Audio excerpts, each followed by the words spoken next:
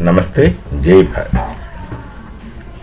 Bharat is a very interesting place from many perspectives, very different angles. Bhagavan Shri Krishna is Dwarakadhish in Gujarat, and we find many people wishing one another as Jai Shri Krishna. When you go to Mathura Vrindavan, there the way of wishing becomes Radhe Radhe. They treat Radha Rani as with high respect. When you go to Manipur, you find Manipur is treating one another as Hare Krishna.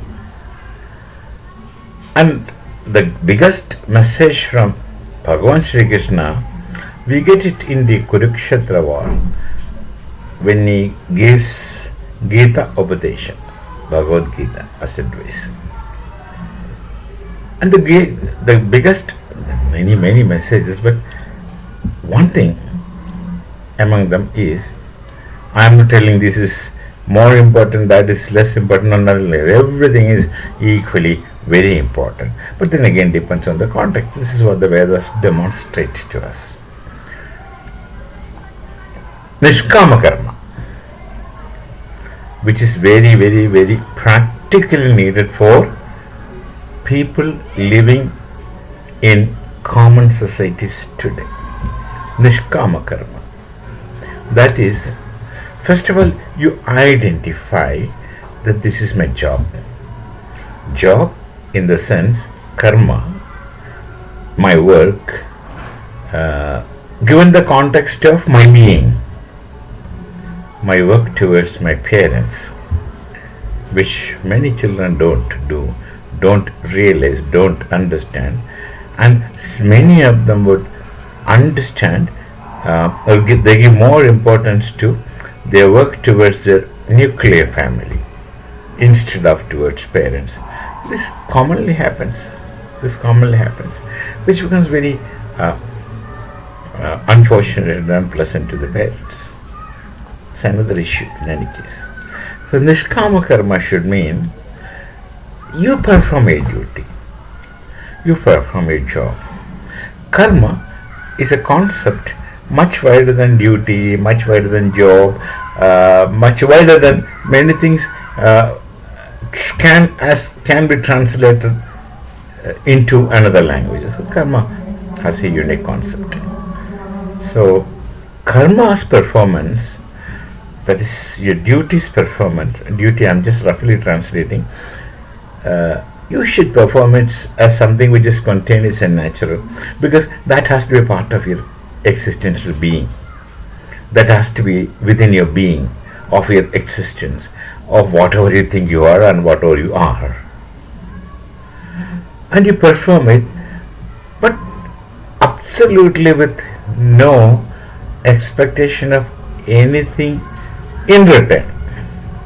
Anything in return. Be good, bad, whatever. You just do your job. And in return don't expect. That's what makes karma Nishkama Karma. Kama means desire. Nishkama, without any desire.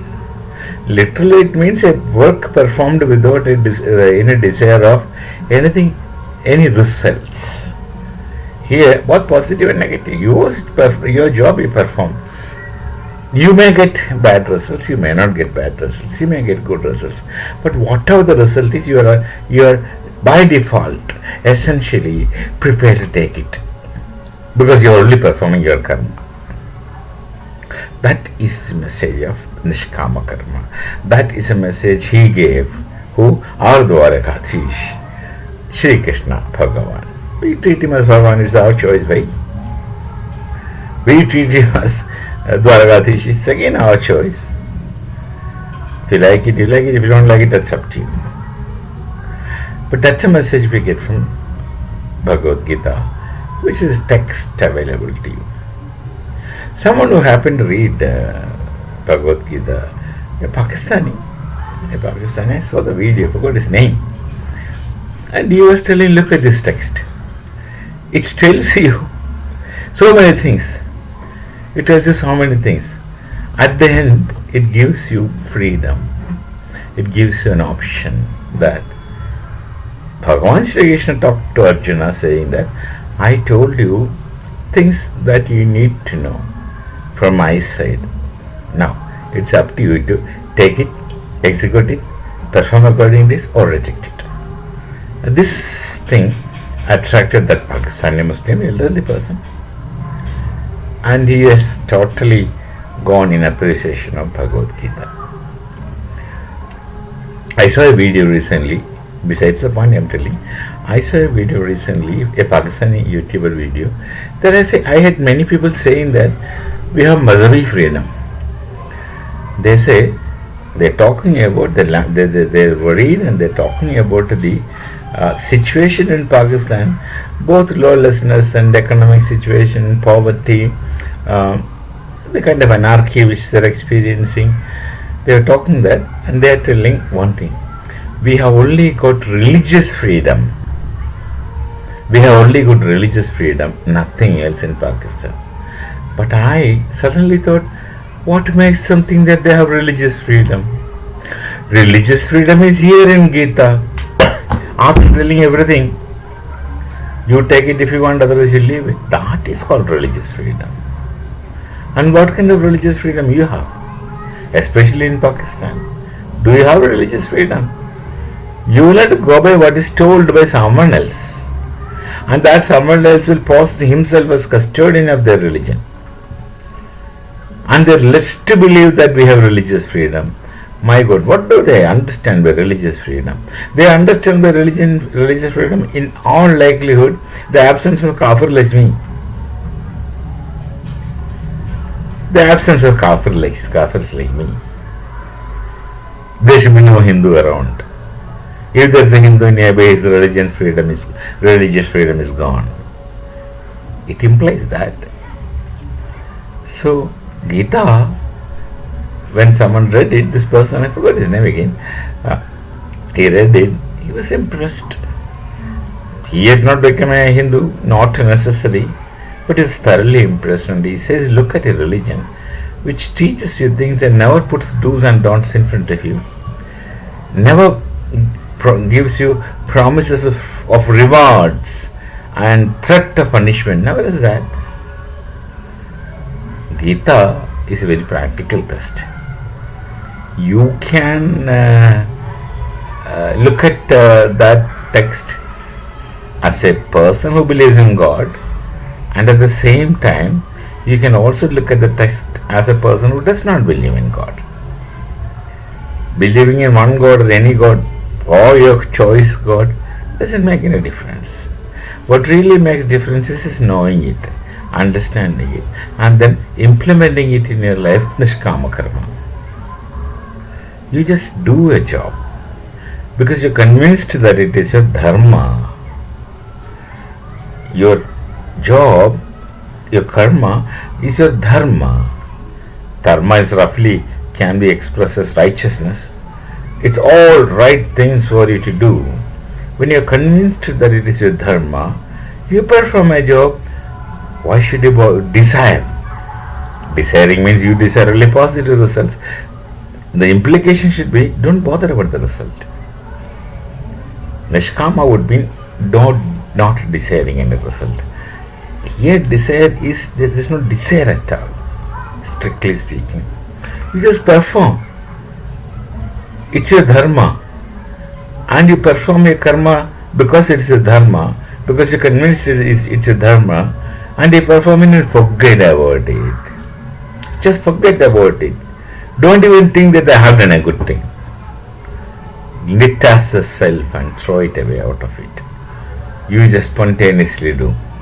And forget about it. Forget about it.